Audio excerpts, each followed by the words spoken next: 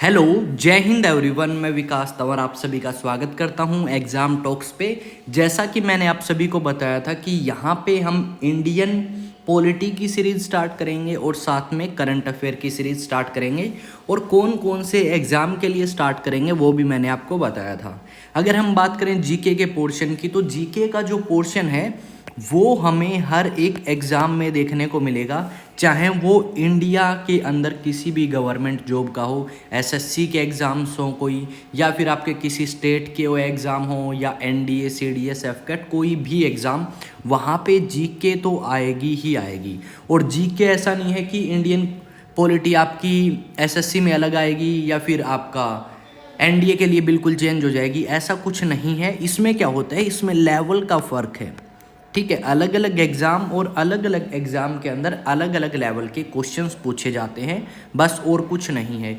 यहाँ पे हम ये जो सीरीज़ है ये हम कंसीडर करके चलेंगे कि एनडीए के अंदर जिस लेवल के क्वेश्चंस आते हैं, सीडीएस के अंदर जिस लेवल के क्वेश्चंस आते हैं, एफकेट के अंदर आते हैं, और सीएपीएफ असिस्टेंट कमांडेंट, उन लेवल्स के क्वेश्चंस को लेके चलेंगे। तो बेसिक सी बात है कि हमारे जो एसएससी के एग्ज़ाम्स हैं वो हम इजीली कवर कर लेंगे इसके अंदर, या हमारा कोई स्टेट का एग्ज़ाम है किसी भी स्टेट का, तो वो भी इजीली इसके अंदर कवर हो जाएगा। तो आज हमारा फर्स्ट जो आपका टॉपिक है वो स्टार्ट होगा इंडियन पॉलिटी का। जैसा कि आप सभी को पता है, इंडियन पॉलिटी हम कॉन्स्टिट्यूशन के बैकग्राउंड से स्टार्ट करते हैं, पर उससे पहले अगर आपको नोट्स चाहिए, इन नोट्स की पीडीएफ चाहिए, या फिर आपको कोई भी अपडेट, आपको कोई भी डाउट है, तो आप मुझसे पूछ सकते हैं, ठीक है। इंस्टाग्राम पे, इंस्टाग्राम आईडी यहाँ पे नीचे दी गई है, टेलीग्राम एग्ज़ाम टॉक्स नाम से है, और व्हाट्सएप चैनल भी एग्ज़ाम टॉक्स नाम से है। अगर किसी भी टाइप का डाउट है तो आप पूछ सकते हैं, और ज़्यादा अपडेट्स के लिए, कोई भी अपडेट मिस ना हो, चैनल को भी सब्सक्राइब कर सकते हैं। बात ये है कि पॉलिटी तो बहुत सारे टीचर्स ने करा रखी है, हम अलग से क्या करेंगे, हम अलग से ये करेंगे कि जितने भी क्वेश्चंस आपके एनडीए के अंदर आए हैं, सीडीएस या एफकेट या किसी भी कंपटीशन एग्जाम्स में, हम जैसे ही हमारा एक टॉपिक होगा, उस टॉपिक से रिलेटेड जितने क्वेश्चन बन सकते हैं या आज तक बन के आए हैं, वो सारे के सारे हम आपके साथ सॉल्व करने वाले हैं, ताकि आपका कोई भी डाउट ना रहे, और साथ में आपको ये भी पता लगे कि किस टाइप के क्वेश्चंस आते हैं एग्ज़ाम के अंदर। तो चलिए क्लास की तरफ बढ़ते हैं, और क्लास का जो आज का हमारा टॉपिक रहेगा वो रहेगा historical background of the Indian constitution, या historical evolution of the Indian constitution, यानी किस तरीके से भारतीय संविधान इवोल्व हो के आया, या किस तरीके से बना, क्या इतिहास है भारतीय संविधान का, वो सारी चीज़ें। जीके के अंदर एक और चीज़ है कि हम क्या करते हैं, पॉइंट्स को याद करने की कोशिश करते हैं कि जल्दी से हमें ये पॉइंट्स याद हो जाएं, पर नहीं होते। रीज़न क्या है कि हमें उनके पीछे का बैकग्राउंड नहीं पता कि ये हुआ है तो क्यों हुआ है। जैसे हमें पता है कि 2 × 2 करेंगे, 2 × 2 करेंगे तभी जाके 4 होगा, या 2 + 2 करेंगे तभी जाके 4 होगा। अगर हम 2 - 2 कर देंगे तो 0 होगा, ये हमें पता है, ठीक है, कि सब्ट्रैक्शन में ऐसे होगा, मल्टीप्लिकेशन में ऐसे, डिवीज़न में ऐसे। तो ऐसे ही जीके के अंदर भी हमें जो टॉपिक्स हैं उनके बारे में थोड़ी सी जानकारी होनी चाहिए, ताकि हम उन चीज़ों को लंबे समय तक याद रख पाएँ। अगर हमें जानकारी नहीं होगी तो डेफिनेटली हम उनको याद नहीं रख पाएंगे। और दूसरी चीज़ क्या है, आपको रिवीजन जो है वो लेके चलनी होगी, कि जो टॉपिक्स आपके होंगे आप उनको हर हफ्ते कम से कम रिवाइज जरूर करें, तब जाके ये चीज़ें आपको याद होना स्टार्ट हो जाएंगी, और क्वेश्चंस भी डेफिनेटली आप सोल्व कर लेंगे। अब इन चीज़ों को इरेज करते हैं, और इरेज करने के बाद हम बढ़ेंगे आगे के पॉइंट्स की तरफ, ठीक है। तो चैनल को सब्सक्राइब जरूर कर लें ज़्यादा अपडेट्स के लिए, और डेफिनेटली मैं इस चीज़ की गारंटी लेता हूँ कि आपको कोई भी प्रॉब्लम नहीं आएगी किसी भी एग्ज़ाम के अंदर क्वेश्चंस को सोल्व करने में। तो ये जो सीरीज़ है पॉलिटी की, ये आपको 4 बजे मिल जाएगी इवनिंग में प्रीमियर, ठीक है। और उसके अलावा जो करंट अफेयर्स हैं वो मॉर्निंग में सुबह 6 बजे मिलने स्टार्ट हो जाएंगे आपको, ठीक है, 19 दिसंबर से। तो चलिए स्टार्ट करते हैं। Historical evolution of the Indian constitution, यानी किस तरीके से भारतीय कॉन्स्टिट्यूशन का इतिहास रहा है, कैसे भारतीय संविधान को बनाने की प्रक्रिया रही है, कब बने। कुछ एक चीज़ें ऐसी हैं जो बहुत पुरानी है। अभी हम पार्लियामेंट में सुनते हैं कि 1898 में एक कानून बना था, उसको हटा दिया सरकार ने या उसके अंदर बदलाव कर दिए। तो 1898 में तो हम आज़ादी नहीं हुए थे, तो किन्होंने बनाया? ब्रिटिशर्स ने। तो वो सारी चीज़ें हम जानेंगे। सबसे पहले हम देखेंगे कि इस लेक्चर के अंदर हम क्या क्या पढ़ने वाले हैं, इस टॉपिक के अंदर हम क्या क्या पढ़ने वाले हैं। तो भारतीय संविधान की बात करेंगे, उसके इतिहास की बात करेंगे यहाँ पे। तो उसके बनने की जो प्रक्रिया है, जो उसका बैकग्राउंड है, वो कुछ इस तरीके से है। अंग्रेजों ने सबसे पहले एक कानून पास किया, रेगुलेटिंग एक्ट ऑफ 1773। इसमें क्या चीज़ें थी वो हम डिस्कस करेंगे सारे इन कानूनों को। तो एक बार ये सुन लें कि टॉपिक्स कौन कौन से कवर करेंगे आज। रेगुलेटिंग एक्ट ऑफ 1773, सेकंड जो है वो है Pitt's India act of 1784। Third पे आएंगे तो थर्ड इसमें मैंने नहीं लिखा क्योंकि वो ज़्यादा इम्पोर्टेंट नहीं है, उसका नाम है charter act of 1793। Charter act of 1793 third का है। उसके बाद फोर्थ आता है चार्टर एक्ट ऑफ 1813। ये जो चार्टर एक्ट है ये 1903 के बाद हर 20 साल बाद आएंगे और टोटल कितने आए हैं? टोटल 4 चार्टर एक्ट हमें देखने को मिलेंगे। उसके बाद charter act of 1833, charter act of 1853। आज का हमारा जो टॉपिक रहेगा वो तो रहेगा यहाँ तक, पर इस पूरे टॉपिक के अंदर और कौन कौन से टॉपिक हैं वो भी हमें जानने जरूरी हैं। तो उन टॉपिक्स के बारे में भी हम एक बार बात कर लेते हैं। उसके बाद है गवर्नमेंट ऑफ इंडिया एक्ट 1858। जैसा कि आप सभी को पता है 1857 में क्रांति हुई थी, उसके बाद एक और कानून पास किया गया था, Indian councils act of 1861, Indian councils act of 1892, Morley Minto reform 1909, Montagu Chelmsford reform 1909। इन दोनों के अदर नेम भी हैं भाई, तो इनके अगर आपको दूसरे नाम पता है तो आप मुझे कमेंट सेक्शन में बताएं, अदरवाइज मैं आपको बताऊंगा जब हम इन टॉपिक्स के ऊपर आएंगे तभी, ठीक है।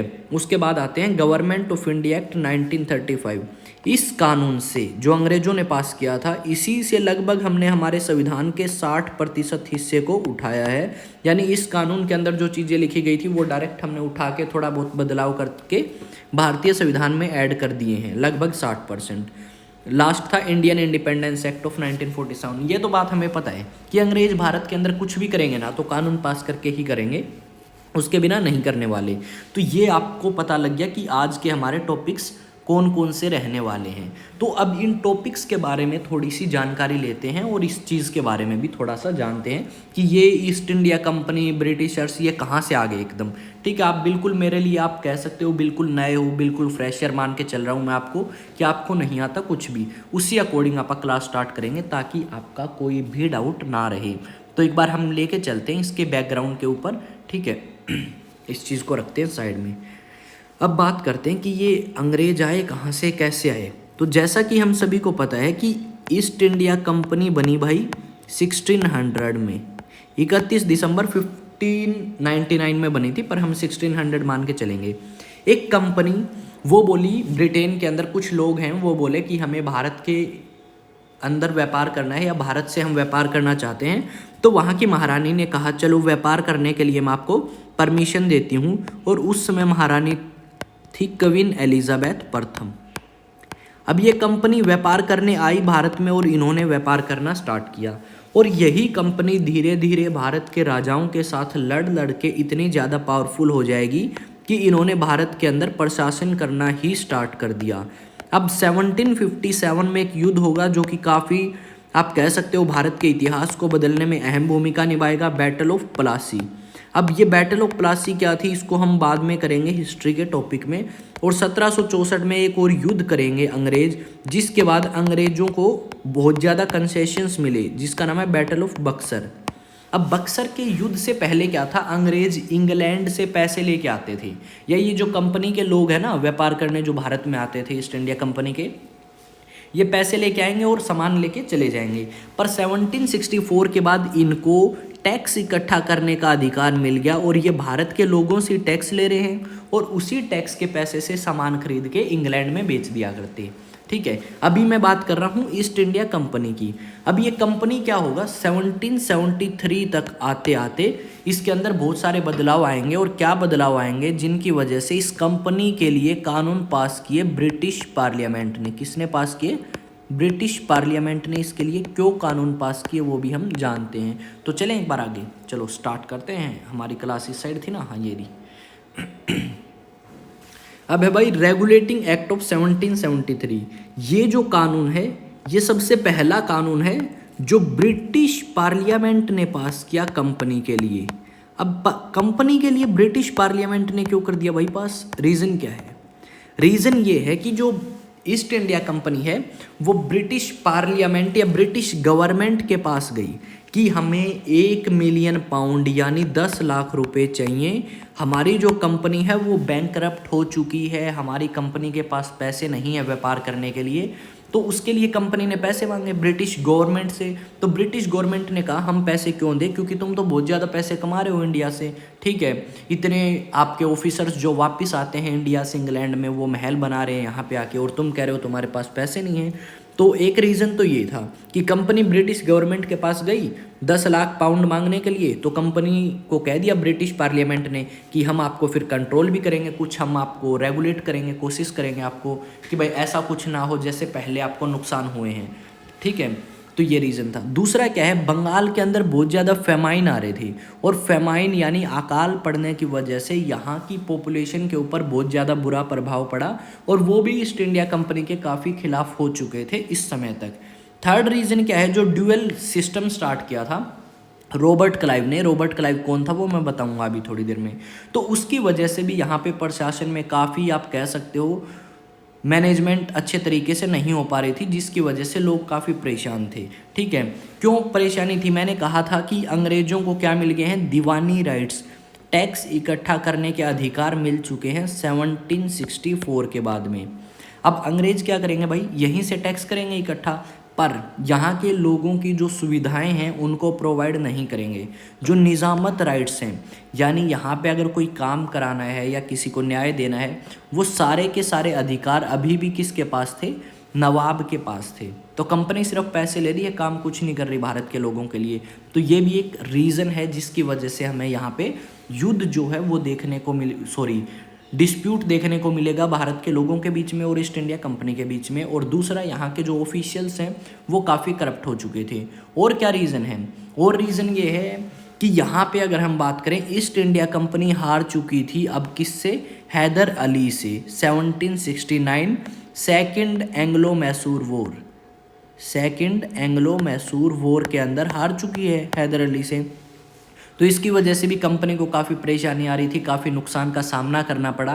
तो ये सारी चीज़ें ब्रिटिश गवर्नमेंट देख रही थी कि कंपनी पावरफुल भी हो रही है और कंपनी को नुकसान भी हो रहा है। तो जब कंपनी पैसे मांगने गई तो उन्होंने कह दिया कि हम आपको रेगुलेट करेंगे तब पैसे देंगे। उन्होंने कहा चलो ठीक है, आप हमें रेगुलेट करें, कंट्रोल करें, थोड़े बहुत कानून हमारे लिए बनाएं ताकि हम कंपनी को अच्छे तरीके से चला सकें। तो पैसे दे दिए उन्होंने। अब इस कानून के अंदर बात क्या क्या लिखी गई, और सबसे पहली बात, चलो कानून बना दिया, इस कानून का मीनिंग क्या है, रेगुलेटिंग एक्ट, कुछ भी नाम रख देंगे क्या, नहीं। रेगुलेटिंग का मतलब होता है कंट्रोल करना। जैसे आपके घरों में पंखा होगा, ठीक है, और पंखे के क्या होता है भाई, रेगुलेटर, जो उसकी स्पीड कम भी कर सकता है, ज़्यादा भी कर सकता है। ऐसे ही ब्रिटिश पार्लियामेंट ने इसको रेगुलेट करना स्टार्ट कर दिया, यानी इसकी जो पावर है वो अपने पास ले ली कि हम पावर देंगे, कितनी देंगे, ज़्यादा या कम, वो हमारे ऊपर डिसाइड करता है। ऐसा कुछ इन्होंने किया। अब इसके अंदर क्या क्या कानून थे भाई वो और देख लेते हैं, इसके अंदर प्रोविजंस क्या क्या थे। तो क्या क्या प्रोविजंस इसके अंदर ब्रिटिश पार्लियामेंट ने पास किए। इन्होंने कहा, फर्स्ट पॉइंट पढ़ते हैं, this act permitted the company to retain its territorial possessions in India, ठीक है, but sought to regulate the activities and functioning of the company, it did not take over power completely. इस समय जो कानून पास किया गया था ब्रिटिश गवर्नमेंट के द्वारा, उन्होंने कहा हम आपको परमिशन देते हैं, भारत में आप अपनी जितनी ज़मीन कब्जाई है वो रखें, बस हम आपकी पावर को रेगुलेट करेंगे, टेक ओवर नहीं करेंगे, ठीक है। वो कंपनी से पावर नहीं ले रहे, वो कंपनी की पावर को देख रहे हैं कि काम अच्छे तरीके से किया जा रहा है या नहीं। आगे जाके यही ब्रिटिश गवर्नमेंट क्या करेगी, इस कंपनी की सारी पावर ले लेगी और इस कंपनी को भारत से भगा भी देगी 1858 से, ठीक है। पहली बात तो ये कंपनी को रेगुलेट करना इन्होंने स्टार्ट किया। सेकंड पावर क्या थी, सेकंड ये था कि पहले बनते थे गवर्नर ऑफ बंगाल, क्या बनते थे, गवर्नर ऑफ बंगाल। अब गवर्नर ऑफ बंगाल का डेजिग्नेशन चेंज कर दिया। अब गवर्नर ऑफ बंगाल ना बन के उसको प्रमोट करके बना दिया गवर्नर जनरल ऑफ बंगाल। क्या बना दिया? Governor general of Bengal. अब बात करें गवर्नर ऑफ बंगाल बनते थे तो पहला गवर्नर ऑफ बंगाल कौन था? फर्स्ट। तो फर्स्ट था भाई रॉबर्ट क्लाइव। कौन था? रॉबर्ट क्लाइव पहला गवर्नर ऑफ बंगाल था। अब गवर्नर ऑफ बंगाल की जगह गवर्नर जनरल ऑफ बंगाल बनेंगे और पहला गवर्नर जनरल ऑफ बंगाल था लॉर्ड वॉरेन हेस्टिंग्स। ठीक है, ये पहले गवर्नर जनरल ऑफ बंगाल बने और एक इन्होंने फोर्ट भी बनाया। उस फोर्ट का नाम था फोर्ट विलियम। डायरेक्ट क्वेश्चन आया है एनडीए के अंदर कि फोर्ट विलियम कहाँ पे है, तो फोर्ट विलियम है कलकत्ता के अंदर। उस टाइम कलकत्ता बोलते थे, आज के टाइम कोलकाता बोलते हैं। ठीक है, कलकत्ता के अंदर फोर्ट विलियम था और फोर्ट सेंट जॉर्ज मद्रास के अंदर था। वो हम आगे बात करेंगे जब भी आएगा। ठीक है, एक काम तो ये कि गवर्नर ऑफ बंगाल जो बनता था अब उसे गवर्नर जनरल ऑफ बंगाल कहा जाएगा। इसका मतलब क्या है कि जो आदमी पहले गवर्नर ऑफ बंगाल था अब उसको प्रमोट कर दिया, वो गवर्नर ऑफ बंगाल तो रहेगा, साथ में वो गवर्नर जनरल ऑफ बंगाल बन जाएगा। यानी भारत के अंदर जितनी भी अंग्रेजों की प्रेसिडेंसीज थी, चाहे मद्रास के अंदर हो चाहे बॉम्बे के अंदर, वो सारे, मद्रास के अंदर अलग से गवर्नर था, बॉम्बे के अंदर अलग से गवर्नर था। अब ये दोनों गवर्नर किसकी बात मानेंगे? गवर्नर जनरल ऑफ बंगाल की। अगर मद्रास के अंदर या बॉम्बे के अंदर वो गवर्नर जनरल्स कुछ राजाओं के साथ संधि करना चाहें या कुछ बात करना चाहें या युद्ध करना चाहें तो वो नहीं कर सकते। कब तक? जब तक बंगाल का गवर्नर जनरल उनको परमिशन ना दे दे। तो फर्स्ट पॉइंट हमारा क्लियर, सेकंड क्लियर। थर्ड की बात करें तो थर्ड में ये कहा गया है कि मद्रास और जो बॉम्बे हैं उनकी पावर को कम कर दिया गया है और वो सुबॉर्डिनेट बन चुके हैं, यानी अधीन बन चुके हैं किसके? बंगाल के गवर्नर के अधीन। ठीक है, ये सारी चीज़ें आपको याद रखनी है। और पहले ये क्या कर सकते थे और आज के टाइम इनसे क्या पावर छीन ली गई है वो भी मैंने बता दिया। पहले ये युद्ध कर सकते थे, शांति समझौते कर सकते थे, अब नहीं कर सकते बिना अप्रूवल के। किसके? बंगाल के जो गवर्नर थे। अब नेक्स्ट पे बात करें, भारत के अंदर इन्होंने एक सुप्रीम कोर्ट की स्थापना करी, क्योंकि भारत के अंदर बहुत कंपनी के ऑफिशियल्स थे जिनके ऊपर केसेस चलते थे और इंग्लैंड के अंदर उनको भेजना केस के लिए डिफ़िकल्ट और ट्रिकी प्रोसेस। ठीक है, तो उन्होंने क्या किया, भारत के अंदर ही एक सुप्रीम कोर्ट की स्थापना करी। ठीक है, और उस सुप्रीम कोर्ट की स्थापना करी कलकत्ता के अंदर। इस कलकत्ता की सुप्रीम कोर्ट की स्थापना हुई 1774 में। पर कौन से कानून में लिखा गया है कि सुप्रीम कोर्ट की स्थापना होगी? ये लिखा गया है 1773 के रेगुलेटिंग एक्ट में। सुप्रीम कोर्ट की स्थापना हुई कलकत्ता में और इसके जो पहले मुख्य न्यायाधीश बने, चीफ जस्टिस बने, उनका नाम था सर एलिजा एम्पे। तो एक तो हो गया चीफ जस्टिस, उसके अलावा देखो 1 तो है चीफ जस्टिस और 3 अदर जजेस भी थे इसके अंदर मामलों को देखने के लिए, 3 अदर जजेस। ठीक है, आई थिंक यहाँ तक आपको पॉइंट क्लियर हुआ होगा। ये सारी चीज़ें इन्होंने करी। इसके अलावा एक चीज़ और करी इसके अंदर पॉइंट रेगुलेटिंग एक्ट के अंदर, और वो क्या थी? इन्होंने कह दिया कि कोई भी कंपनी का कर्मचारी रिश्वत नहीं लेगा भारत के राजाओं से या किसी भी टाइप का प्राइवेट ट्रेड नहीं करेगा। क्या नहीं करेगा? प्राइवेट ट्रेड नहीं करेगा। यानी कंपनी ही भारत से सामान लेके यूरोप में या इंग्लैंड में बेच सकती है। कोई भी कंपनी का कर्मचारी घर जाते हुए कोई सामान लेके नहीं जाएगा यहाँ से बेचने के लिए। ये बातें भी इस कानून के अंदर लिखी गई थी। अब बात करते हैं नेक्स्ट कि अगर मान लो मैंने अभी बताया रेगुलेटिंग एक्ट आया है 1773 में, तो रेगुलेटिंग एक्ट की जगह और एक्ट क्यों पास किए, फिर उन्होंने क्या रीजंस थे उन और एक्ट्स को पास करने के, तो उनको भी देखते हैं। ठीक है, तो इसकी अगर हम बात करें तो पहली बात तो इसके अंदर कुछ कमियां थी, कुछ डिफेक्ट्स थे। एक सेकंड, कुछ कमियां थी, कुछ डिफेक्ट्स थे। जैसे हम बात करें, गवर्नर जनरल को कोई वीटो पावर नहीं दी गई भाई। ठीक है, गवर्नर जनरल उनके ये क्या बोलते हैं, मद्रास और बॉम्बे के गवर्नर मानते हैं बात तो ठीक है, अदरवाइज इसके पास कोई वीटो पावर नहीं है कि इसकी जो काउंसिल थी उसने कोई बात पास कर दी तो ऐसा नहीं है कि ये उनकी बात को मना कर देगा, क्योंकि जो गवर्नर जनरल है उसके भी तो सलाहकार हैं। ठीक है, अब इसको मान लो सलाह मिली कुछ, तो ये ऐसा नहीं है कि अपनी मर्जी से कुछ भी कर लेगा। तो इसके बाद सेकंड जो बात है वो बात ये है कि इंडियन जो पॉपुलेशन है it did not address the concern, कि भारत के लोगों से ये पैसे तो ले रहे हैं पर भारत के लोगों के ये जो समस्याएं हैं उनका समाधान नहीं कर पा रहे। तो ये भी एक रीज़न था जिसकी वजह से रेगुलेटिंग एक्ट की बजाय कोई और कानून अंग्रेज़ों को पास करना पड़ा। इसके अलावा करप्शन के लिए ये कानून पास किया गया था, पर इस कानून के चलते हुए भी करप्शन के अंदर कोई खास कमी हमें देखने को नहीं मिली। ठीक है, तो करप्शन ऐसे ही चलता रहा और कंपनी को नुकसान का सामना करना पड़ता रहा। उसके बाद सुप्रीम कोर्ट की जो स्थापना करी थी, अच्छी बात है स्थापना करी, पर उन्होंने पावर को डिफाइन नहीं किया कि चीफ जस्टिस ऑफ इंडिया की पावर क्या है, कितनी पावर है, क्या काम वो कर सकता है, क्या काम वो नहीं कर सकता। ये सारी चीज़ें भी यहाँ पे हमें देखने को मिलती हैं।